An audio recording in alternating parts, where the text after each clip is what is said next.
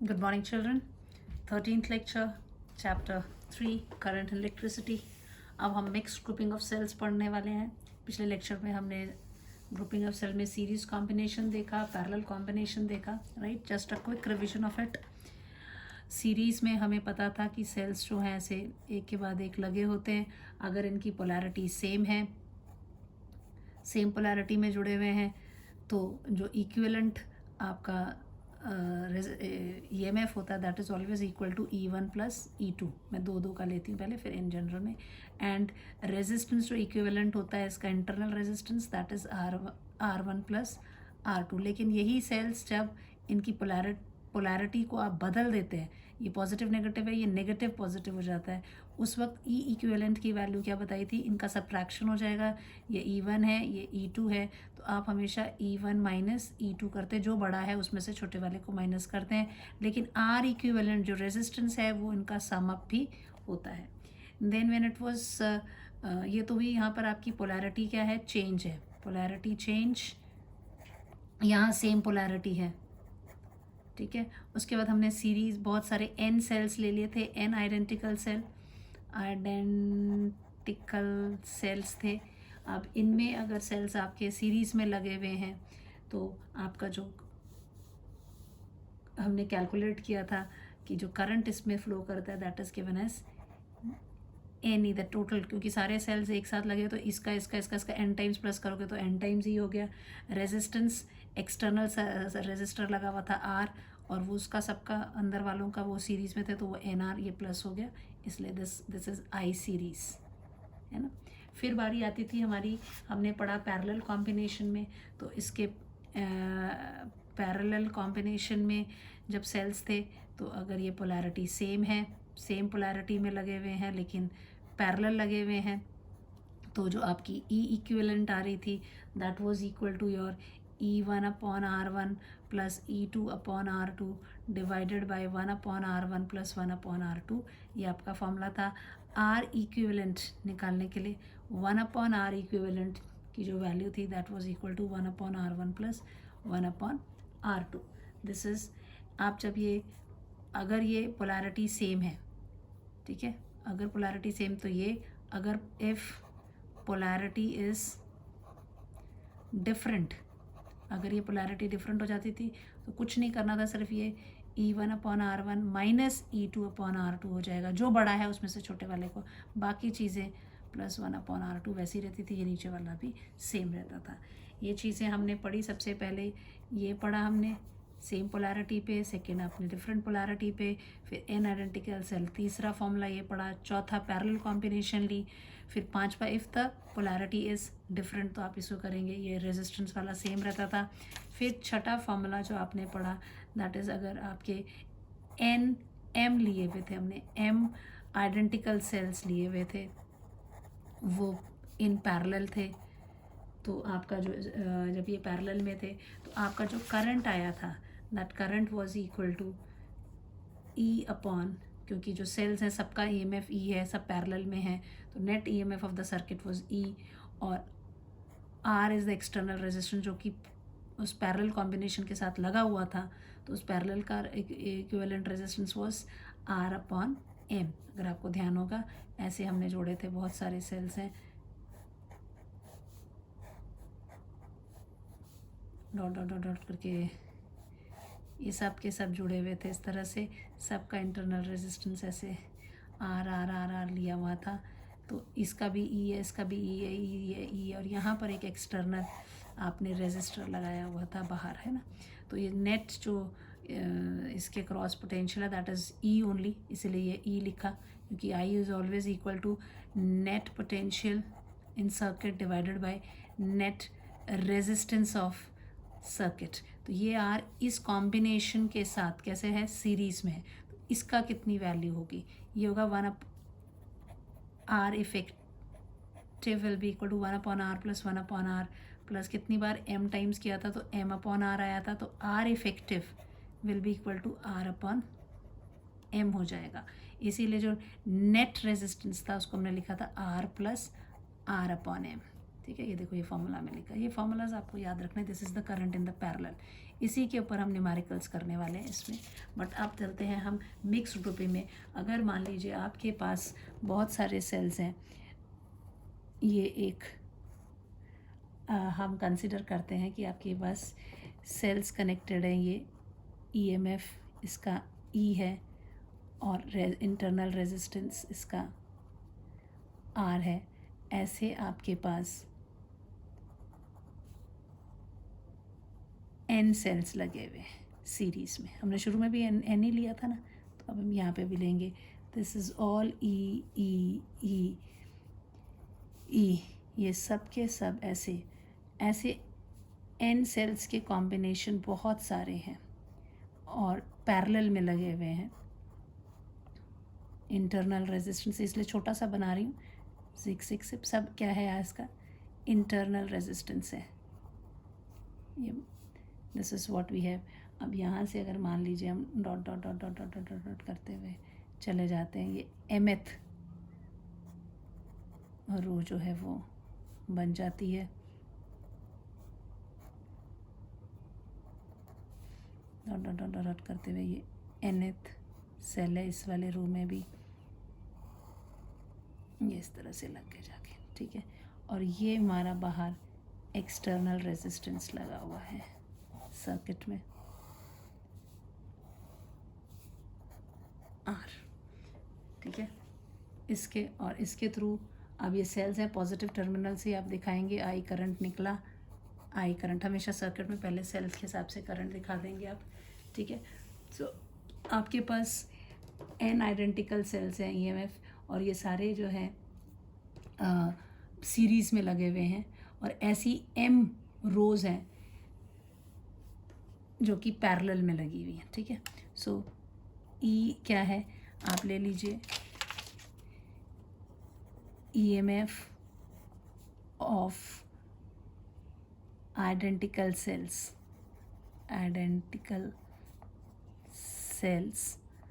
are internal resistance of identical cells। आप n ले लो, number of cells in series in one row, M is rows in parallel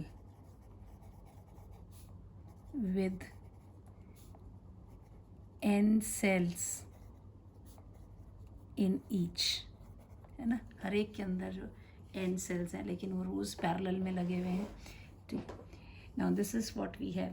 तो अब आपको यहाँ पे भी करंट निकालना है। सो टोटल ईएमएफ जो होगा एन एक रो में, ईएमएफ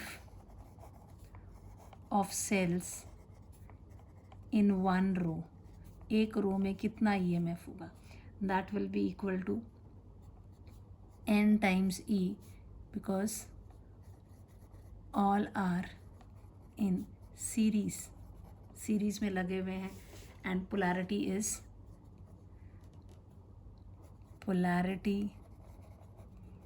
is सेम, है ना। सेम पोलैरिटी में लगे हुए, तो ये एम इतना हो गया इसका n इंटू ई, एक इसमें, and effective you can say effective EMF है ना, then effective resistance of a row, that will be equal to n into r, ठीक है।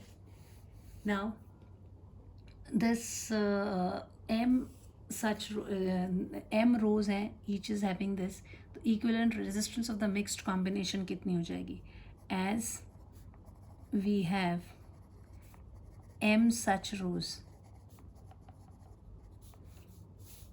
therefore effective resistance of mixed combination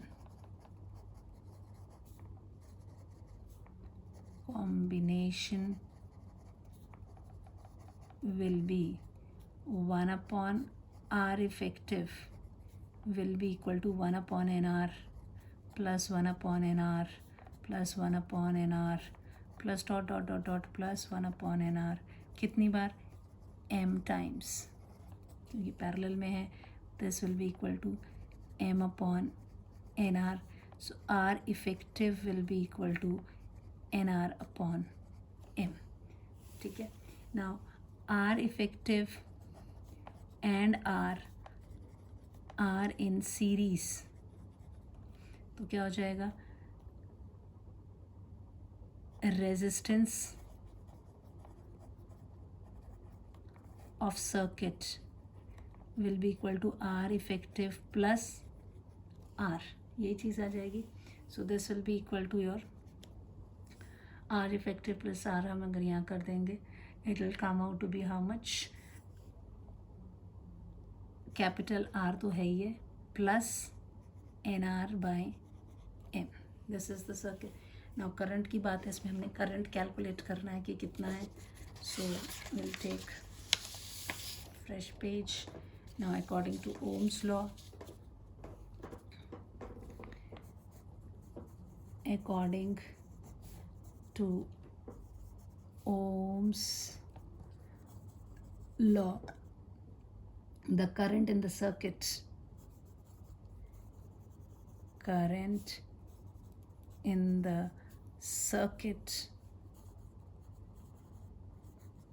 will be given as, क्या formula लगाते हैं हम Ohm's law का, V is equal to I R. So I is equal to V upon R लगाएंगे. So circuit will be I is equal to total EMF in the circuit divided by total resistance of the circuit. total EMF कितना है, अभी हमने किया that EMF was equal to n times E. इसमें n times E है, इसमें n times E, n times, the total is NE. so it will be equal to your n into E divided by total resistance कितना है, ये पूरा combination, that is resistance of the circuit, that is R plus Nm by R. so it is, you can write this is equal to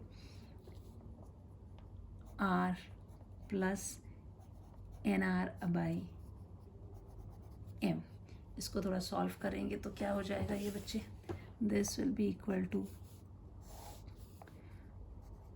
MR plus NR divided by M to NE. this will be equal to MNE. MNE देखो कि M into N क्यों, total number of cell is also Mn divided by MR plus NR. This is the current. आप देखना है कि current flow maximum कब होगा. अब ये जो है ये दोनों सीरीज़, इनको हमने टोटल रेजिस्टेंस को प्लस यहाँ पर जो किया हुआ है, ये क्यों किया हुआ है, this is why they are added, because R effective and R are in series में थे, इसीलिए इसको ऐड किया हुआ है, simple. So this is what we have. हमारा फाइनल आंसर जो है वो ये आ जाता है. अब इसकी जो ये वैल्यू है, इसको मैक्सिमम करने के लिए इसको मिनिमम करना चाहिए. तो इनके बीच में क्या रिलेशन आए वो निकालने के लिए इसको क्या करेंगे, हम परफेक्ट स्क्वायर बनाने की कोशिश करेंगे. So to make this as a perfect square में इसको एम एन इंटू ई तो ऐसे ही रहने देती हूँ. अब इसको मैंने स्क्वायर बनाना है, तो ये किसका स्क्वायर हो सकता है, this is under root M R का होल स्क्वायर बोल सकते हैं इसको, that will be M R only. लेकिन अब पूरे का परफेक्ट स्क्वायर करने के लिए इसको मैं क्या कर सकती हूँ, I can write this as M R plus N R. इसमें मैं plus 2 times under root of M R N R minus 2 under root of M R N R. मैंने वही चीज़ प्लस भी कर दी, वही चीज़ माइनस कर दी, कोई फ़र्क नहीं होगा उसमें. बट इसका क्या होगा, ये वाली टर्म और ये वाली टर्म को एक साथ ले लेते हैं. This is M N E ये ब्रैकेट में रख देते हैं M R plus N R minus 2 times under root of M R N R plus 2 times under root of M R N R. बस ये मैंने इसको थोड़ा मैथमेटिकल कर रहे हैं। इससे क्या होगा, एम एन ई ऐसे है, नीचे ये जो है this is what, this is under root M R minus under root N R का perfect square plus 2 under root M R N are.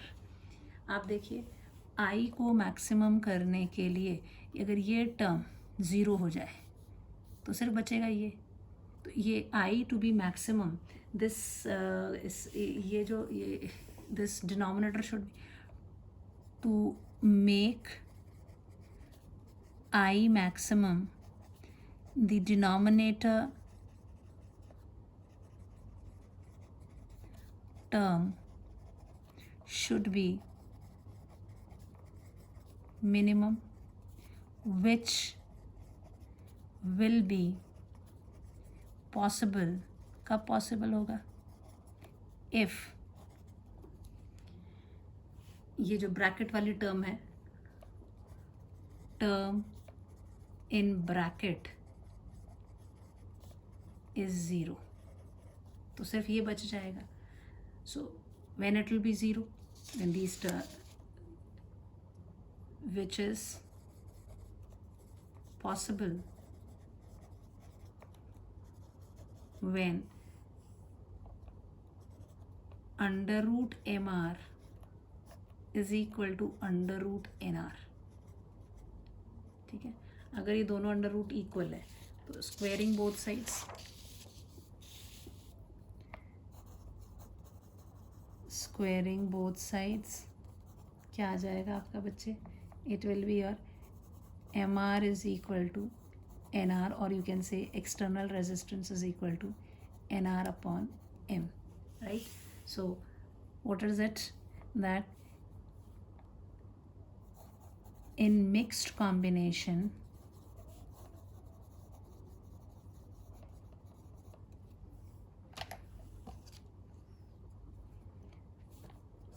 I is maximum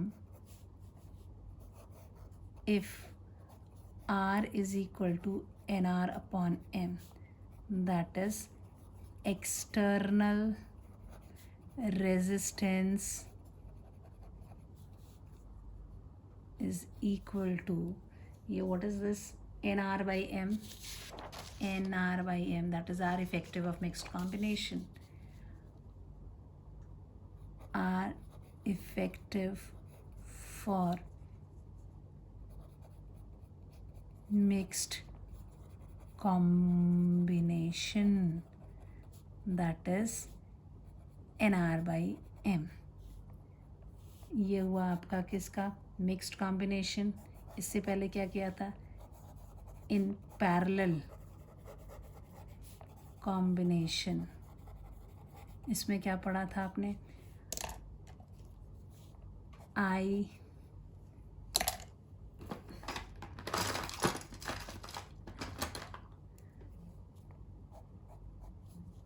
is maximum।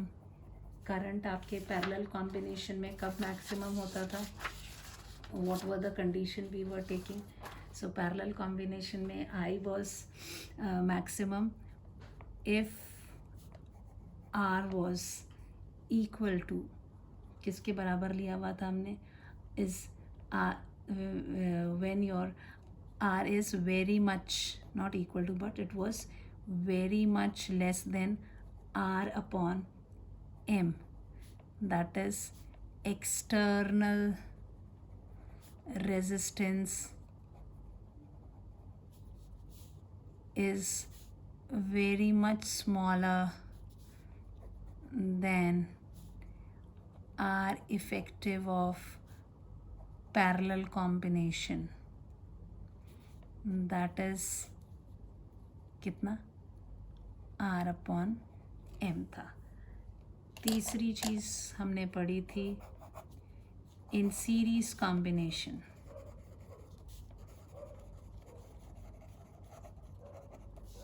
I जो है maximum होगा if R is very much greater than NR, that is external resistance is very much greater than R effective of series combination, that is N into R. ठीक है, तो ये current maximum होगा external resistance less, series में it is more than the effective series combination, less than the effective parallel combination का internal resistance. Mixed वाले में if it is equal then external resistance is equal to the R effective for mixed combination, then it is here. So this is what we have in the your mixed combination of cells. Now बच्चे numericals पे आते हैं. ठीक है, okay. अब मैंने आपको revise तो कराए ही हैं formulas, but now it is let's see what questions we have. ये देखिए, आपको पहला सर्किट दिया हुआ है. I hide the other circuit. नहीं तो इतने सर्किट देख के आधे बच्चे तो सर्किट्स सेल देख के बोलेंगे पता नहीं मैडम ने क्या कर दिया. So here you see the first. आपको पहले मैंने सबसे पहले क्या बताया, सीरीज़ में लगे हुए हैं cells, write the equivalent EMF and internal resistance of the equivalent circuit. Draw भी करना है और राइट भी करना है, तो इसका इक्विवेलेंट भी आपको ड्रॉ करना है. आपको देखते ही पता लग रहा है दोनों सेल सीरीज़ में लगे हुए हैं, तो इनका ईएमएफ ऐड हो जाएगा क्योंकि पोलैरिटी इनकी सेम है. सेल्स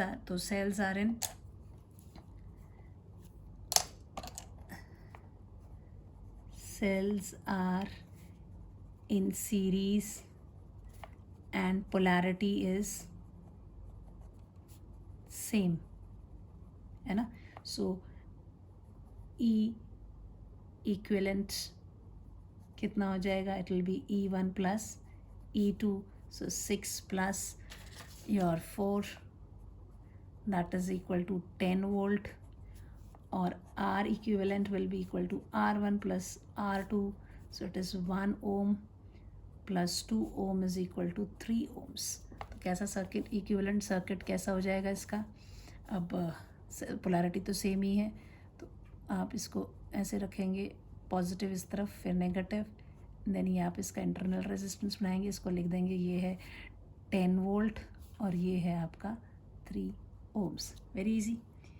चलिए उसके बाद देखते हैं. अब फिर सेम वही सेल उठा लिए मैंने और क्या कर दिया, इनकी एक की पोलैरिटी बदल दी. तो आप क्या लिखेंगे, cells are in series but with different polarity. ठीक है. सो ई इक्विवेलेंट, बड़ा माइनस छोटा बोला था मैंने हमेशा. E1 ऐसा साइन लगा देती हूँ, जो बड़ा है उसको कर दीजिए. 6 minus 4 is equal to 2 volts. And R equivalent वो तो सीधा ही होता है, R1 प्लस R2 चाहे जैसे मर्जी लगे हों. So it is 1 plus 2 is equal to 3 ohms. So आपकी जो बड़ा, अब देखो अब ये दो हैं अलग अलग, इसमें तो बड़ा वाला को चेक करते हैं, बड़े वाले का पॉजिटिव है, तो इसका जो इक्विवेलेंट सर्किट होगा इसमें आप पहले बड़ा डंडा खींचेंगे, फिर छोटा, इसको लिखेंगे आप 2 volts, और इसका इंटरनल रेजिस्टेंस जो है दैट इज़ 3 ohms. ठीक है, कोई डाउट. अब आ जाते हैं, हमने फिर अब इन्होंने पैरेलल दे दिया. अब 3 cells are in parallel, cells are in parallel, और पोलैरिटी कैसी है, polarity is same. So E equivalent का फॉर्मूला क्या बताया था बच्चे, कुछ याद आ रहा है, मैंने तुम्हें फॉर्मूला बताया था E1/R1 E1/R2 ऐसे ही दिया था ना. और R1 इसकी इक्विवेलेंट हो जाएगा क्या, it will B E1/R1 plus E2/R2 plus E3/R3, क्योंकि सबकी पोलैरिटी सेम है तो कोई भी माइनस करने की ज़रूरत नहीं है. नहीं तो जो छोटा वाला होता है उसको हमने, जिसकी पोलैरिटी अलग है उसको हमने माइनस कर देना था दूसरे केस में से, divided by 1/R1 plus 1/R2 plus 1/R3. जगह मैंने गलत कम छोड़ दी, चलो कोई बात नहीं. This will be equal to what, 9/2 plus 6/2 plus 3/2 divided by 1/2 plus 1/2 plus 1/2, ये कितना हो जाएगा? This will be equal to सबका 2 2 2 है, 9 प्लस 9 18/2 डिवाइडेड बाय 3/2। सो 2 से 2 तो वैसे ही कट जाएगा और ये आपका आ जाएगा कितना? This will become out to be 6 volt. 18/3 is equal to 6 volt हो गया। और रही बात आर इक्विवेलेंट निकालने की, सो आर इक्विवेलेंट इज क्या होता है? That was equal to 1/R1 plus 1/R2 plus 1/R3। कितना आया था इसका? 3/2, राइट? 3/2 ओम्स, है ना? This is what we have. तो आपका इसका जो इक्विवेलेंट सर्किट बनेगा वो कैसा बनेगा? सबकी पोलैरिटी तो सेम ही है, तो इसलिए पॉजिटिव पहला, ये नीचे नेगेटिव बाद में। ये इंटरनल रेजिस्टेंस हो गया, इसकी वैल्यू कितनी आ गई? 6 वोल्ट। और ये कितना हो जाएगा? 3/2 ohms. This is the equivalent circuit. अब ये थोड़ा सा और अलग कर दिया, इसमें पोलैरिटी जो है वो उठा के बदल डाली। 9 वोल्ट ये दिया हुआ है इसका। So cells are in parallel,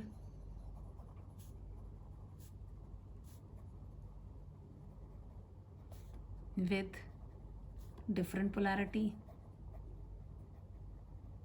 तो इसमें से ये वाला 9 वोल्ट वाला और ये 3 वोल्ट वाला, इनकी पोलैरिटी सेम है, इसकी पोलैरिटी अलग है। सो इट ई इक्विवेलेंट जो होगा that will B E1/3R1 minus E2/R2 plus E3/R3 होगा, divided by 1/R1 plus 1/R2 plus 1/R3। This will be your 9/3। यहाँ मैंने चेंज कर दिया, 2 ओम्स के थे, यहाँ इंटरनल रहे 3 ओम्स ले लिया, उससे कोई फ़र्क नहीं पड़ा, जस्ट चेंज की, कोई नंबरिंग चेंज करनी थी मुझे। 6/3 plus 3/3 divided by 1/3 plus 1/3 plus 1/3। इसको सॉल्व करें, कितना हो जाएगा ये? This is your 9 equivalent. अगर आप यहाँ करोगे इसमें, this will come out to be how much? 9 minus 6 3 plus 3 6 6/3 divided by 3/3। So this is equal to 2 volts, है ना? 3 है, इतना आ गया वैल्यू। और आर इक्विवेलेंट तो हमें पता ही है, 1/R1 plus 1/R2 plus 1/R3 which is equal to 1/3 plus 1/3, अभी ऊपर किया भी है, इज इक्वल टू 1 ओम। तो इसका जो इक्विवेलेंट सर्किट आएगा वो कैसा आएगा? अब इसमें से डोमिनेट कौन कर रहा है? 9 and 3 कितना होता है? 12। ये वाला ज़्यादा है, ये कम है, तो जो इनके इसका साइन होगा पॉजिटिव, जो डोमिनेट करता है उसका साइन चलता है, ये बड़ा पहले छोटा। अगर मान लो कि नेगेटिव का बड़ा था तो फिर ये सेल की मैंने डायरेक्शन चेंज कर दी थी टर्मिनल्स की। अब ये हो जाएगा कितना? 2 वोल्ट और इंटरनल रेजिस्टेंस कितना है? 1 ओम। समझ में आ रहा है बच्चे? ये याद रखना, डोमिनेटिंग कौन है? पॉजिटिव टर्मिनल वाले, तो वो फाइनल इक्विवेलेंट में भी वैसे ही देना है, ठीक है? अब इससे आपको बिल्कुल कॉन्सेप्ट क्लियर होना चाहिए। जितने भी हमने पिछले लेक्चर में जो मैंने समझाया उसी के ऊपर बेस्ड मैंने सारे न्यूमेरिकल्स रखे। अब यहाँ पे थोड़ा सा मिक्स कर दिया उठा के। अगर आप यहाँ देखो तो इधर इनका क्या, ये पैरेलल में है और ये सीरीज़ में है। तो पहले तो इसका इक्विवेलेंट सर्किट जो होगा दैट विल बी, ये आपका पॉजिटिव नेगेटिव, ये आपका 1 ओम ऐसे है और ये 4 ओम्स है, सॉरी 4 वोल्ट है, ये ऐसे ही है। अब इसका बनाना पड़ेगा पहले। तो इस वाले में अगर आप देखोगे 6 volt and 3 volt, 6 volt and 3 volt are in cells of 6 volt and 3 volt are in parallel और with different polarities, है ना? सो E इक्विवेलेंट कितना हो जाएगा? 6/2 माइनस 3/2 डिवाइडेड बाय 1/2 प्लस 1/2 कितना हो जाएगा? 3/2/1। सो this is equal to how much? 6 sorry, this is 6 and 2, this is 3 and 2. हाँ, तो कितना हो जाएगा ये 3/2, 1 कोई नंबर तो गलत नहीं डाला ना, ठीक है. This is equal to how much, 3/2 value आ गई इतना वोल्ट, और यू कैन से 1.5 वोल्ट आ गया. ठीक है. अब इसमें से देखो 6 बड़ा है कि 3 बड़ा है. 6 बड़ा है, इसकी कौन सी, ये नेगेटिव टर्मिनल है, तो यहाँ पे ये नेगेटिव आएगा और ये पॉजिटिव आएगा, और ये कितना होगा 1.5 वोल्ट होगा. ठीक है. और इसका इंटरनल रेजिस्टेंस भी निकालना पड़ेगा. सो आर इक्विवेलेंट इसका कितना होगा, 1/2 + 1/2 विच इज़ इक्वल टू 1 ओम. सो ये 1 ओम है. फिर इसका फिर इक्विवेलेंट, अब ये दोनों है ये कैसे है, सीरीज़ में है, और सीरीज़ में है, फिर पोलैरिटी अलग है. ठीक है. सो ना ये दोनों की ना cell of 4 volt is in series with a resultant of parallel combination, and polarity is opposite. Therefore E equivalent क्या हो जाएगा, 4 volt minus 1.5 volt. That will be equal to 2.5 volt हो जाएगा.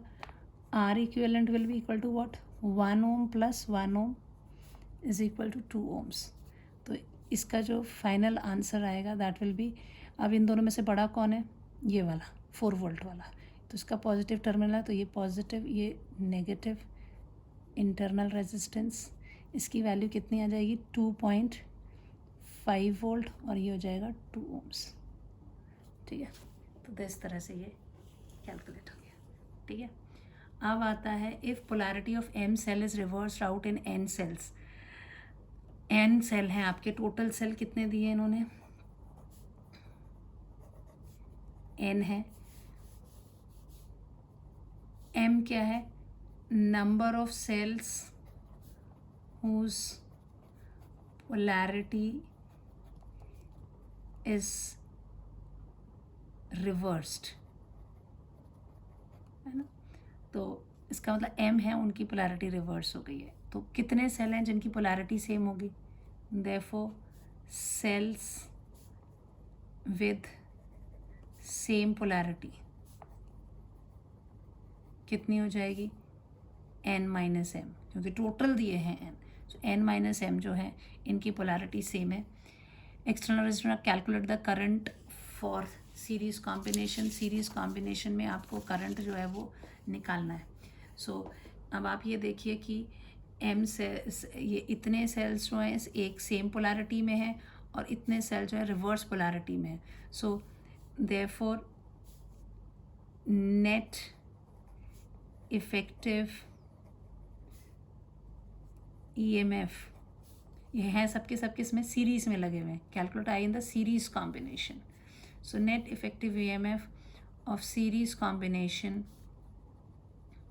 हम क्या करते थे, जो ज़्यादा होते थे उसमें से कम वाले को माइनस कर देते थे.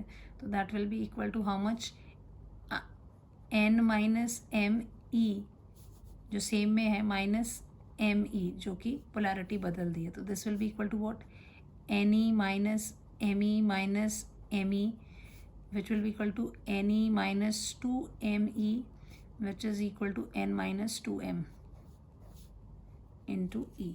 ये नेट इफेक्टिव EMF हो गया सीरीज़ का कॉम्बिनेशन का. अब बची कौन, इनकी जो नेट इफेक्टिव इंटरनल रेजिस्टेंस किसका, ऑफ सीरीज़ कॉम्बिनेशन. वो तो सीधा ही होता है, दोनों सबको प्लस कर देंगे, कितने n थे वो पूरे टोटल. So it will be n into R. Therefore current निकालने को बोला था, current is equal to total EMF divided by total resistance of the circuit. बाहर एक रेजिस्टर भी लगा हुआ है R. So that is equal to क्या हो जाएगा, कितना EMF है, n-2m इंटू E है, और रेजिस्टेंस कितना है, ये NR सेल्स का हो गया प्लस जो एक्सटर्नल ये लगा है, so the current will be. तो कई बार न्यूमेरिकल इसके ऊपर भी आता है, तो ये फॉर्मूला भी आपको याद रखना है। n-2m, 2m की रिवर्स हो गई, सॉरी नॉट 2m, m की रिवर्स हुई है ना, वो तो हमने खोला उसको तो था वो 2m form.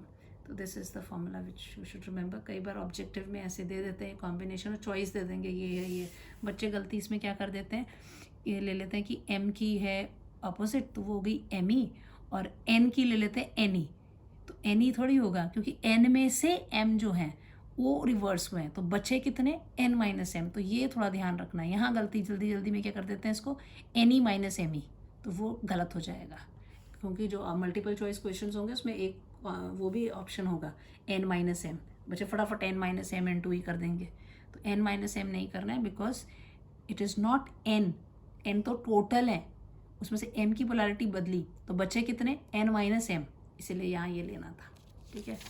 This is what we have now. The next numerical here is 3 cells आपको दिए हुए हैं, ये आपके 3 सेल्स हैं, इसका इंटरनल रेजिस्टेंस भी है, एक और है, ये 3 सेल्स लगे हैं, ये 2 वोल्ट का है, ये 1.5 वोल्ट का है, ये 1.4 वोल्ट का है, और इनके इंटरनल रेजिस्टेंस दिए हैं 0.05 ओम्स, इसका दिया हुआ है 0.5 ohms, and then it is given 1 ohm, इसका इंटरनल रेजिस्टेंस दिया है 1 ओम्स। तो देखो सर्किट डायग्राम नहीं, मैंने शुरू में सर्किट डायग्राम दे दी थी आपको, ऐसे वर्ड में connected in series what is the current in the circuit, आपको करंट निकालना है। तो करंट कैसे निकालेंगे, आपको मालूम है आई सीरीज़ का फॉर्मूला आपको क्या बताया था, दैट इज़ जो टोटल EMF है सेल का, तो दैट वाज इक्वल टू कितने सेल्स हैं, हम ऐसे ही लिखते थे ना, N × E divided by R plus N × R लेते थे अगर सबका रेजिस्टेंस सेम होता था, लेकिन यहाँ रेजिस्टेंस तो डिफरेंट है, तो आप उन सभी के जो रेजिस्टेंस हैं उनको क्या करेंगे, प्लस ही करेंगे, so it will be equal to what, R1 plus R2 plus R3, है ना। और इधर ऊपर n टाइम्स E की जगह लिखोगे E1 plus E2 plus E3, because यहाँ आपके जो सेल्स हैं उनकी EMF भी जो है वो अलग दी हुई है। So this is the total plus this is total, तो क्या हो जाएगा, ये आपका दिया हुआ है सिंपल सा 2 प्लस 1.5 प्लस 1.4, ये आपका EMF हो गया, डिवाइडेड 5 ओम्स का रेजिस्टेंस बाहर लगा हुआ था, है ना। इसके साथ इन्होंने कहा था it is connected respectively connected having this much of resistance connected in series, having internal resistance respectively are connected in series. What is the current in the circuit? If 5 ohm external resistance ले लेते हैं, external resistance is connected, ये सारे उठा के ये आपका 5 ohms का दे दिया, आपसे बोला है आप आई करंट को निकालिए, तो आई करंट निकालो, this will be equal to what, 5 plus 0.05 plus 0.5 plus 1, so करोगे कितना हो जाएगा ये 2 3 4 4.9 है ना, 4.9 डिवाइडेड बाय ये कितना हो जाएगा 1.55 एंड 5, सो दिस इज़ 6.55, इसको आप सॉल्व कर लेना, ठीक है। मैं आंसर बता देती हूँ, आप कैलकुलेट कर लेंगे, it will come out to be something, answer will come 0.75 ampere. Calculation part इतना आप कर लेंगे, कटिंग का जो काम है वो। अब नेक्स्ट क्वेश्चन दिया हुआ है, a battery of the scooter has an EMF 6 volt, ठीक है, आपको EMF दिया हुआ है, E की वैल्यू दी है 6 volt, in if internal resistance of the battery is this much, R की वैल्यू दी हुई है 0.2 ohms, what is the maximum current drawn from the circuit, आपसे करंट I पूछा है कितना ड्रॉ होगा इसमें से, so I is equal to what, I is equal to the EMF upon the resistance. अब बाहर तो कुछ भी रेजिस्टेंस हम नहीं लगा रहे, हम सिर्फ इसी से पूछ रहे हैं, ये कितना रेजिस्टेंस, तो इंटरनल रेजिस्टेंस ही आएगा, बाहर का कोई रेजिस्टेंस नहीं है. I can write this as 6 divided by 0.2 plus बाहर 0 वोल्ट, अभी कुछ नहीं है, बस यही चीज़ है यहाँ पे. तो दिस इज 6/0.2 और 60/2 इज इक्वल टू 30 एम्पियर्स का करंट जो है वो मैक्सिमम करंट इसमें से ड्रॉ किया जा सकता है. ठीक है, अगर बाहर एक्सटर्नल रेजिस्टेंस हम ले रहे हैं 0 है तो ये इतनी वैल्यू आएगी, इतना करंट इससे ड्रॉ होगा. ठीक है, for maximum current let external resistance R is equal to 0.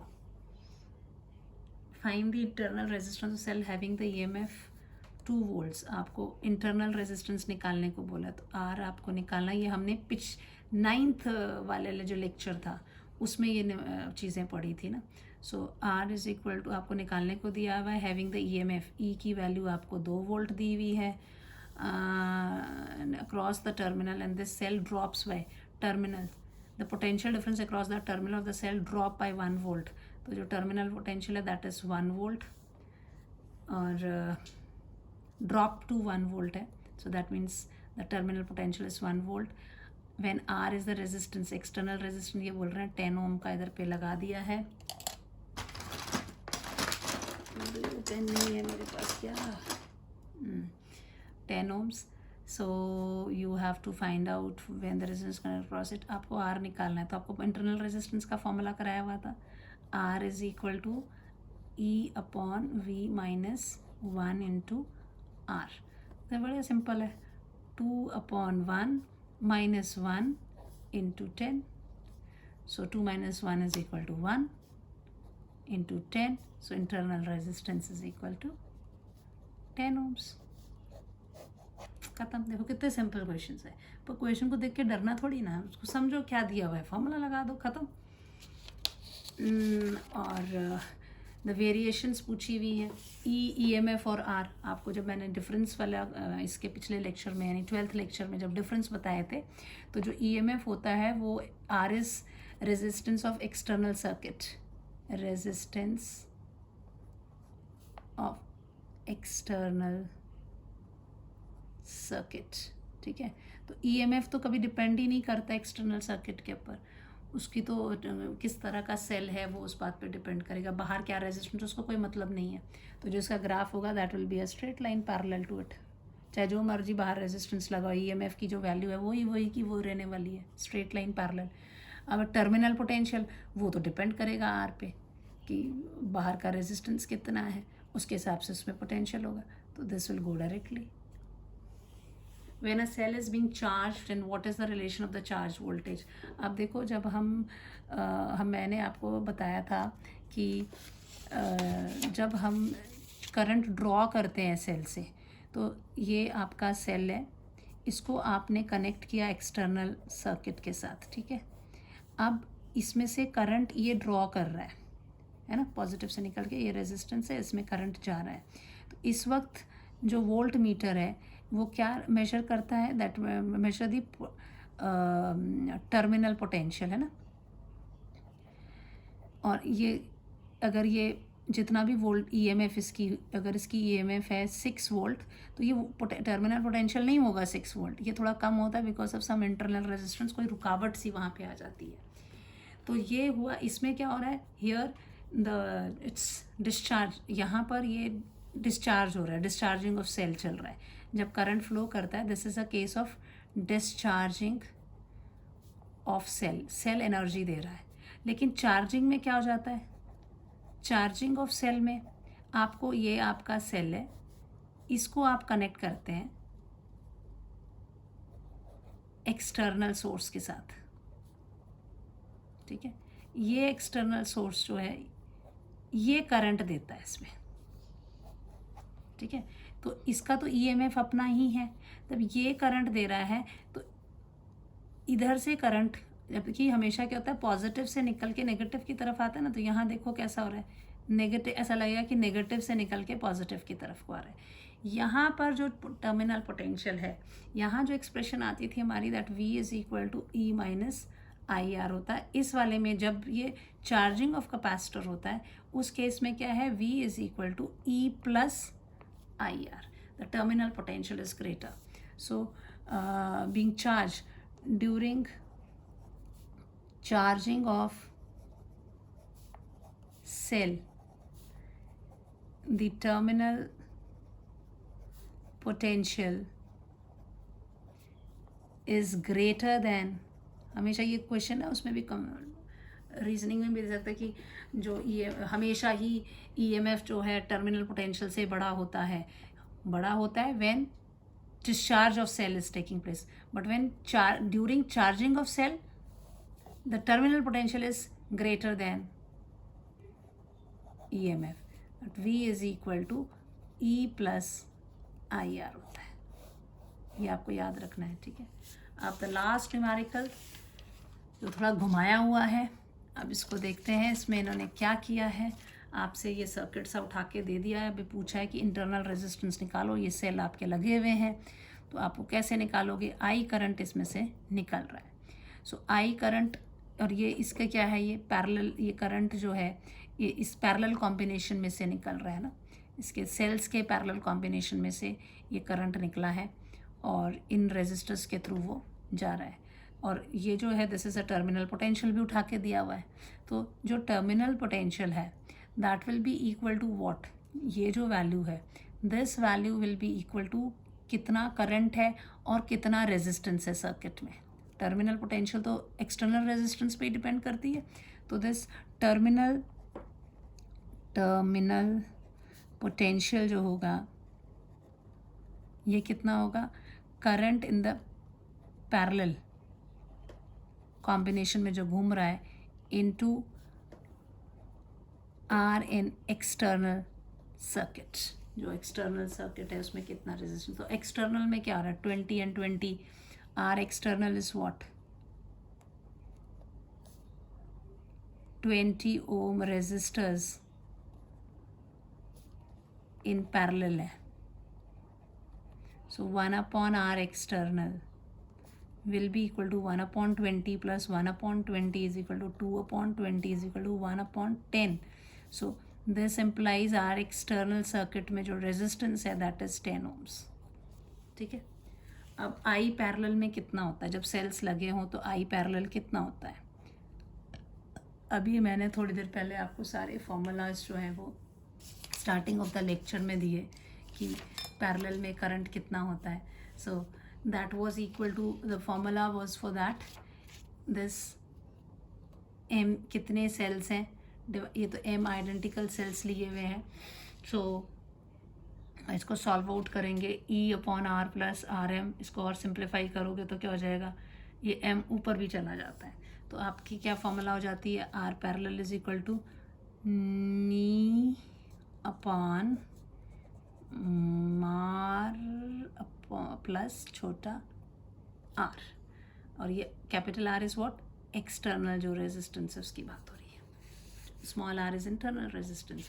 अब ये वैल्यू उठा के हमें डालनी पड़नी है, so this value is equal to what, कितने सेल्स हैं आपके, 2 सेल्स हैं यहाँ पे है ना, m is equal to 2 cells, so it will be 2 into 1.5 divided by 2 into 10 plus internal resistance R दिया हुआ है, राइट।